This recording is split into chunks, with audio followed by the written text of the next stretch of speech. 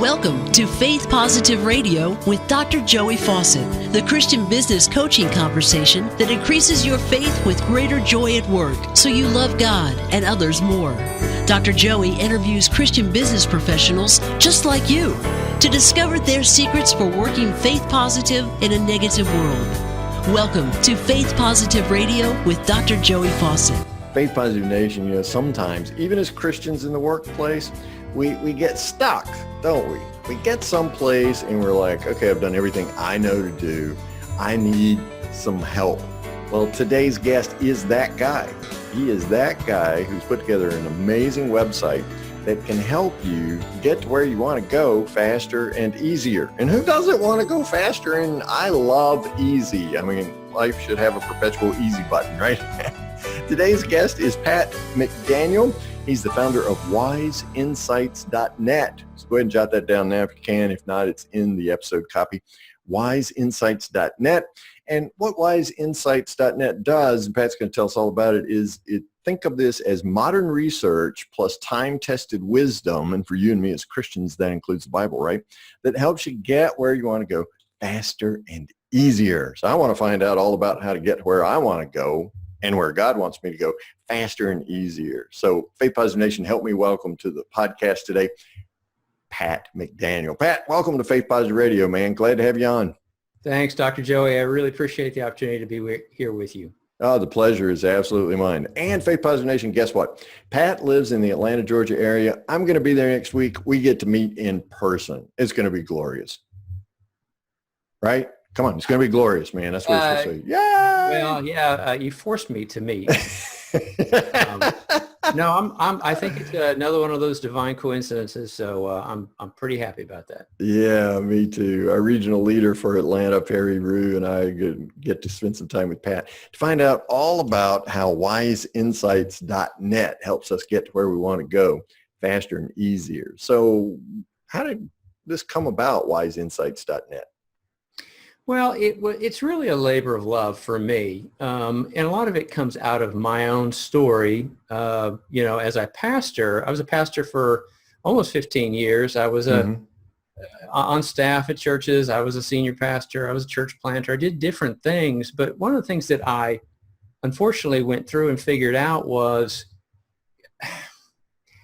I did the right things, I think. I prayed and I trusted God and I did all that. But for me, there was a whole bunch of stuff I just didn't know. And there were things that were related to, leadership principles on how to deal with people and how to grow an organization in a healthy way. And, in the end, I realized now that a lot of what caused my church plant not to make it was the fact that I basically said, well, I'm going to pray about it and I'm trusting God and it's going to work out. It's like, well, there's just a lot of wisdom that you still need to understand. And so from that, I have basically come out of there and said, there's so much wisdom out there that we need to apply to our lives. Some of it's revelatory wisdom, some of it's common insights wisdom. And the website is looking to try to combine and have an integrated approach to truth. An integrated approach to truth. So you're taking research and the best of leadership development, for instance. I'm thinking John Maxwell, Ken Blanchard, people like that, and combining that with time-tested wisdom. And the Bible's included in that time-tested wisdom, right? Absolutely. Certainly is. Yeah. So give us some examples of that. Well, so let's talk about the research-backed insights. And okay. I'll just use a metaphorical example. If research is telling you that when you get to step 7 on this path, everyone veers to the left, I think I'd want to know about that as I walk down that path, because now I'm going to start to counterbalance toward the right because here it comes. So there's a ton of stuff out there, things on cognitive bias and the ways that we are. I wrote up a whole big series and it has an ebook on decision making, realizing that, a lot of decisions I've made up to this point were poor simply because I didn't understand the principles of decision making and some of the things that research are finding out. So there is that research-backed dimension, which I think is fascinating. But there is a ton of really good insights from people who are a little further down the path than I am, who are saying, hey, there's a swamp at mile marker 1.3 and you're just, and so for me, I want to avoid the swamps. I want to avoid the dead ends. I want to get there faster. I want to get there easier. And to me, it's like having a better map, because you're just finding out this is how the world works. And so I kind of call myself an investigating Sherpa, a Sherpa being like a mountain climbing guide. I'm on the mountain too, and I'm sharing the stuff that I'm, like I wrote an article about how to essentially rewire your brain so that you're more grateful. Well, I want to be more grateful, but if I'm always negative, maybe there's something wrong with the neural pathways in my brain that I'm just reinforcing the wrong stuff. And you can integrate Philippians 4:8 in there and all that, but so there's just a ton of things to talk about on the site, and I hope that people will find it helpful. So you're making me think about Sean Aker, whom I highly respect, and the Happiness Advantage, and I read his stuff about positive psychology all the time. And in fact, in our Faith Positive Coach training program, we teach neuroscience for about 3 of the modules, and really help us understand. So talk a little bit to us about gratitude and the power of gratitude, because that's something really important in the perceived core practice of a faith positive work style. We even teach the gratitude diary, where you write down 3 positive experiences God's brought you to that day, and it helps you sleep better and things like that. Talk to us a little bit about the power of gratitude. Well, gratitude is one of those things that it's a biblical concept, give thanks in all things, for this is the will of God for you in Christ Jesus. And so we know that, but the question is whether we actually exercise it on a regular basis. And there are people out there who are doing a ton of research learning about how when you operate with a mindset of gratitude, the world just changes. I mean, it's a better world. It's a happier world. It's sort of like, at one point I was going to buy a new car. This is way back 100 years ago. And this particular car came to my attention as one that I might want to buy. And suddenly I saw it everywhere. I never saw it previously, but because my mind was tuned into it. So, gratitude is one of those things that can help you just have a much better appreciation of life. And again, it's very, very biblical. God wants us to live with an idea of recognizing there is so much to be grateful for if you just look for it and focus on it. And I actually have on my phone a chime that goes off every hour, and it's just a very distinct sound, and it's one little blip, but I hear it, and it's my, hey, what happened in the last hour for which I can be grateful for? Oh, wow. And it sort of stops me for a second to make me go, oh, I just had a meal, and I didn't have to go out and hunt and kill it. It was right here. And it was very tasty. So there's just a lot of things you can do to strengthen or reinforce things like gratitude in your life. Yeah, there are. Well, what do you say, Pat, to those people about gratitude who say, well, what if you go through an entire day and don't have anything to be grateful for? I mean, there's always things. In fact, there's a long list from somebody who said, I'm complaining about the dishes, but I should actually be thankful that I have food to put on those dishes. And I'm, complaining about, my car, this, that, or the other. It's like, I ought to be thankful I have a car. And, just there's always ways to look at things from a different vantage point and say, I really am very fortunate, very, very fortunate. There's a great quote that said, the things that you complain about, other people are praying for, Oh, wow. Say that again.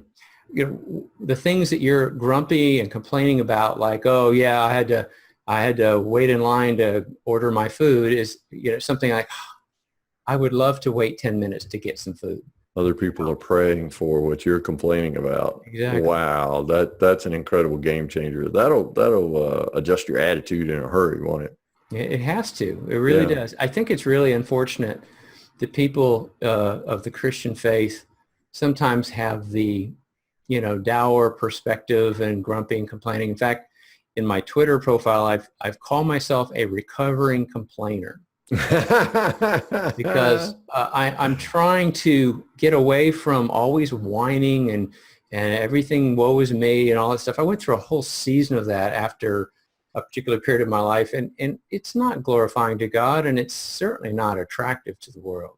No, and it doesn't bring anybody to Christ either. Right. So how do we as Christians get to that grumpy place? Because I call them mean Christians.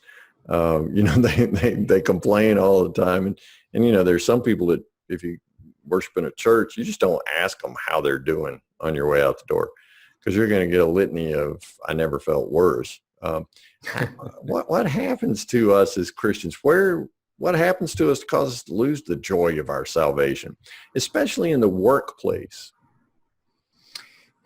It's you have to be intentional about most of life, and you have to make choices every day as to how you're going to handle things. There's a great quote that says something like, if you don't like your circumstances, change them. If you can't change them, change your attitude. It's like you have options and you have choices, but you have to be very, very intentional about how you approach every day and every hour of every day. And unfortunately, I think we get into a sort of a default mode of woe is me, and I'm entitled to a better life. And I've got a really good friend who, I don't know what to say to this person anymore. I mean, they can find something negative in everything, and so from that perspective, you can say, well, what about this, and this, and it just bounces right off of them. So it's an internal choice on their part to start reconditioning the way they approach life. Now, the good news is when you do intentionally do things, it's like a muscle. It gets stronger, and you will be able to be more grateful more easily than if you just start out. So you just got to keep doing what you're doing, because this is what God wants you to do. Okay, so it's like muscle memory for athletes. You can continue training it where you're more and more grateful. That's one of the things we've noticed with our coaching clients with the gratitude diary. When you get in that habit, and of course, Dr. Aker teaches about lowering the resistance to your preferred habit, the 20-second rule, he calls it. So, you put it on your nightstand with the pen, and you have the bookmark right there at the page you're going to write on, so you can pick it up and start writing in 20 seconds. But the thing that really changes people's lives and makes them more grateful to God for everything is that they know during the day at work that they're going to be writing in a gratitude diary that night. And so they're looking that day for things for which they're grateful. And as you said earlier, you see what you're looking for. So that's an amazing manifestation of it. I write a blog called Live Positive Blog, and I told the story about one of your friends, maybe your friend. Hiram is the character's name that I put on him, and he was an apple farmer, and he grumbled about everything. And, when there was a bad crop, Hiram grumbled about that. And one year he had a bumper crop. And so a friend said to Hiram, what are you going to complain about with this crop of apples? Because it's a bumper crop and they're all wonderful. And he said, well, they're not going to be enough rotten ones for the pigs to have this year. So, my tax bill is going to be just so much more this year. Yeah. Never mind, you made twice as much this year as you did last year. So that's right. It all depends on your perspective. And it seems to me Jesus talks a lot about choosing a perspective. So on your website, wiseinsights.net, how did the truisms of Jesus come into play there and dovetailing with modern research? Well, so I just wrote an article about, for lack of a better term, what we call hurry sickness, which is just feeling like you're always in a hurry. There's too much to do, not enough time. And overwhelmed. Dallas Willard once said, and John Ortberg quotes this a lot, but he says, you must ruthlessly eliminate hurry from your life if you're really going to be able to effectively live the life that you're supposed to live. And so it brings in this really interesting research study that they put people under different time pressures, and to see if it would change their behavior, which of course it did. And I'll let your followers go to the website and read the article, because it's actually really fascinating, extensive research. But the reality here for me is there are things that I can do, and Jesus was never seemingly in a hurry. It was pointed out to me that Jesus conducted every miracle. They always started as an interruption. It wasn't that he was really on his way to, I'm going to go do 7 miracles today. Yeah. He was on his way somewhere. He'd stop somewhere. that kind of thing. And these are the things that we look at and say, oh, I hate interruptions. They're ruining me from doing, the will of God. And it's like, as I say in the article, there's enough time every day to do the will of God. Wow. Just relax. You don't have to be running so fast. And I'm a little alarmed over the fact that when I'm in a hurry, even if I have good intentions to do certain things, they get sabotaged by this mentality that goes on in your mind. So what I can do is intentionally live a slower life and try to really live a better paced life and say no more often and have a little margin in my schedule and things like that, so that I am able to be interrupted by God and His Spirit, and I'm able to help people and take the extra few minutes to listen and things like that. So it's a difference between God's agenda and my agenda, and welcoming those interruptions as part of God's agenda. And trying to organize your life, again, this is research-backed stuff that you come back and you say, I'm a pastor, I'm a whatever, I'm a godly man, but if you tilt to the left at that particular point with that condition, then there are things you can do to change that condition around you, instead of saying, this is so important to me, because it's important to you until you get hijacked. Henry Blackaby talks a lot about spiritual leaders in business who follow God's agenda rather than setting their own agenda. So you reminded me of that. Also, I'd never thought about that every miracle was an interruption. I'll have to pay better attention to that. But one thing you made me think of was the woman who'd been bleeding for so many years. I mean, Jesus was obviously going somewhere else, and she said, well, I'm not going to bother him. I'll just touch him, and then I'll be healed. And boom, he stopped right there and said, who touched me? So he had time for relationships and people. And that's what I hear you saying, because there's this real difficult balancing act that we're all trying to maintain in business today, even as Christians, and that is task orientation. I got to get stuff done versus the relationships. And we know that the relationships are important, but we tend to identify ourselves, productivity, how much am I getting done? How much am I getting crammed into the day? But what I hear you saying, Pat, is when we slow down, we actually speed up. That's exactly right. There is sort of a diminishing returns when you get into that sort of frantic mindset. And if you have your antenna in tune to the lives of people around you, you get greater loyalty out of them, you get greater productivity out of them, all that kind of stuff. And ultimately, God is the God of favor. And so if He says, I'm pleased with how you're living your life, and He will allow you to, have one soldier conquer 100 because you're doing it His way. So you're even more productive when you follow God's agenda. Absolutely. As opposed to your own agenda. Well, and that really boils down to the first commandment, right? Don't have any other gods before me. And my favorite God besides the God is myself, right? Because I know more than He does. I'm setting my own agenda.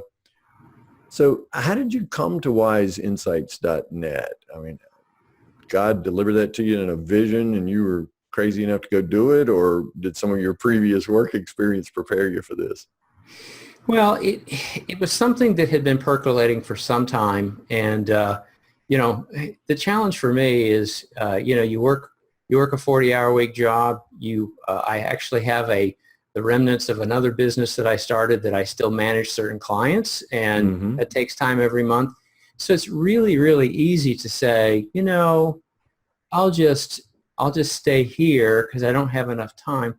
And I feel like God was basically saying to me, if it takes you 10 years to get this where you want it to be, then just start today.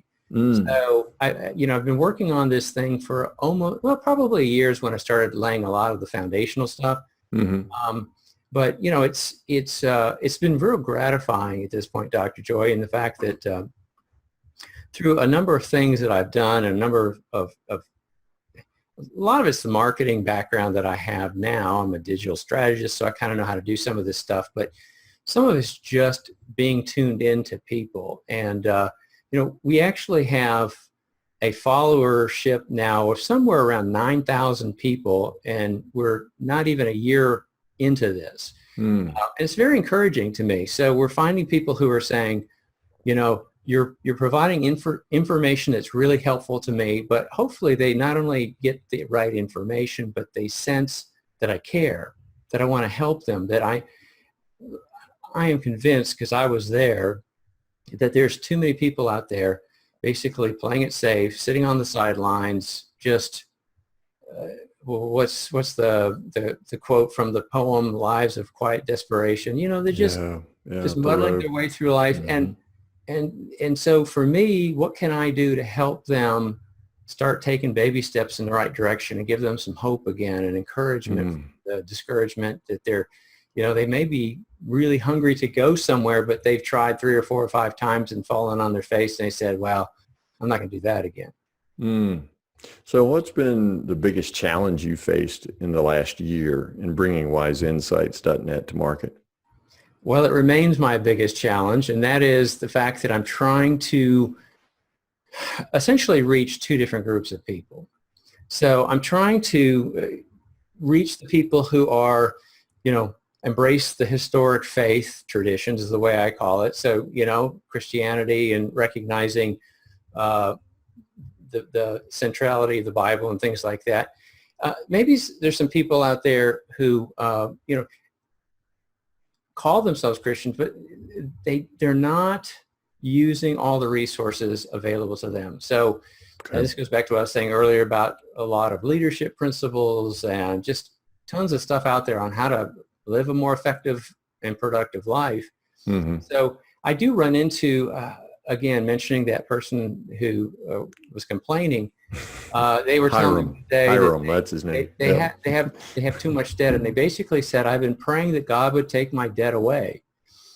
And you want to say, actually, God's probably saying, you need to live within your means. And you need to have you need to talk to or get a Dave Ramsey course. That's what I was thinking. You need to go see Dave Ramsey. Yeah. That's Dave Ramsey's wisdom. That's right.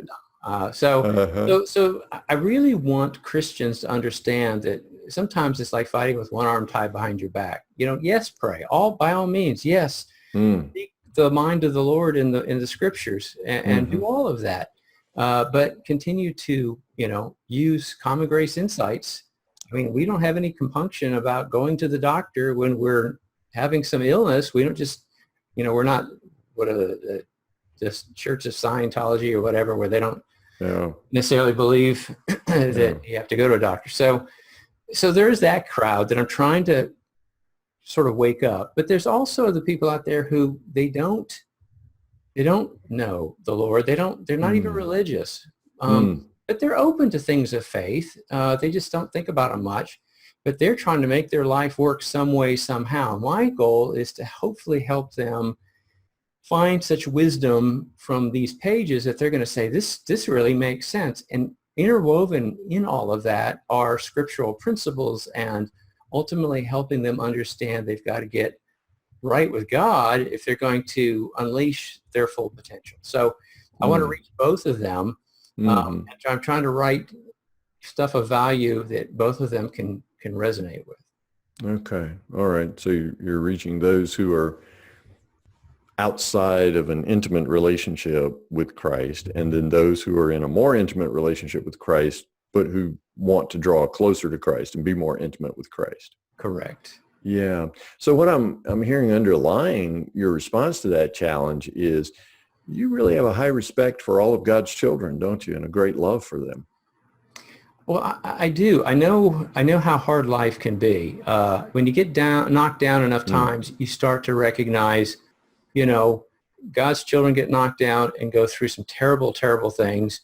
Some of it's self-inflicted, but some of it's just life. And there are people out there who are trying to make life work, and they can't see what they need to see because they're wrapped up in their own pain. So yes, everybody needs the Lord. Everybody needs help. So like you and I were talking about before this broadcast, which was, we need to be in the marketplace loving people and listening to people and valuing people and not talking at them about what they need to do in their life to straighten it out, but to sometimes just sit with them and just be with them. Yeah, invitational rather than confrontational. Right. Yeah, and manifesting Christ in the workplace, which is the greatest mission field of all now. And with more and more of the world becoming industrialized, people all over the world are searching for meaning and purpose and satisfaction at work. And you and I know that comes from living into the image and likeness of God within you and finding Christ there. So it may be one of the last remaining connection points. I mean, as we've gotten more fragmented, you still can run into all sorts of people in the workplace. You may not necessarily ever get to talk to your neighbors because they're never around, or their garage door's always closed, and they're sequestered. So an ADT set, so you don't dare walk up on the front porch, right? The laser beam will zap you, right? Yeah, exactly. So the workplace may be that last place where people actually intersect and interact with one another, even if it's virtually like you and I are doing today. That's true. And I get plenty of that, but people get to see you as you really are. And that's an opportunity for you to let them see that, life's not a cakewalk for you either, but you have hope. Yeah, so now you're talking about your hope coming through authentic, transparent relationships. Right. Man, that's what we're really hungry for today, right? We all are. Man, Pat, you have certainly, I'd say you've set my hair on fire, but obviously that's happened to the point of diminishing returns. But you really stimulated my mind, and I can't wait to go to wiseinsights.net and check this out, because there's modern research, there's time-tested wisdom that helps us get where we want to go faster and easier. And Pat, you've done an amazing job of helping us understand that today. I can't wait to get there to wiseinsights.net. So Faith Positive Nation always wants to know about a favorite Bible verse from our guest. What's yours, Pat? It's got to be the one that people are like, oh yeah, we've heard it a million times, but it's so real after you've been in the valley. And that's Jeremiah 29:11. God talking to you, saying, I know the plans I have for you. They're good plans. They're not to hurt you. They're to help you. And I have a Bible study where I basically write down the heart of God is the little phrase I use every time, like, oh, there's another indication. And so, Jeremiah 29:11, Romans 8:32, God did not spare his own son, but gave him up for us all. How will he not give us everything else? I mean, we're like whining and complaining like God's not going to. So there's plenty of good verses out there. Yeah, I like the Message translation of Jeremiah 29:11, where he has God saying, I know what I'm doing. Remember, I'm God and you're not. I know what I'm doing. That's great. So we all in Faith Positive Nation want to go to wiseinsights.net and check that out, so we can see these amazing articles that Pat McDaniel's written about based on modern research and also time-tested wisdom to help us get where we want to go faster and easier. Pat, is there a contact form or an email address or something on the website there at wiseinsights.net where Faith Positive Nation can reach out to you? Yes. Yeah. Feel free to drop me a line. Just go to the website. There's a contact page, and you can fill that out. And there's all sorts of free resources there. There's decision-making ebook. There's a really impressive infographic on decision-making things that screw you up, and it's gotten a lot of good reviews. So, nice. Come on by. All right. So I can go there and is this decision-making ebook free? Is that what I hear you saying? Yep. Infographics free. Wow. I got things on mindset. I've got things on, how to reduce the hurry in your life. There's all sorts of good stuff in there. Man, can't wait to get there. Wiseinsights.net. Look for Pat McDaniel. Pat, thank you so much for the gift of your time and sharing so much wisdom with Faith Positive Nation today. We pray God's blessings on you and your family and everything that you touch through Wise Insights and through your digital marketing company. Thank you so much, buddy. Thank you so much, Dr. Joey. Thanks for listening to Faith Positive Radio, the Christian business coaching conversation that increases your faith with greater joy at work so you love God and others more. Suggest guests and ask questions when you email Dr. Joey at info@getpositive.today. And be sure to get your free gift of the 5 positive business conversations to have today coaching program at getpositive.today. Until next time, may God bless you with everything your heart can hope for and more than your mind can imagine.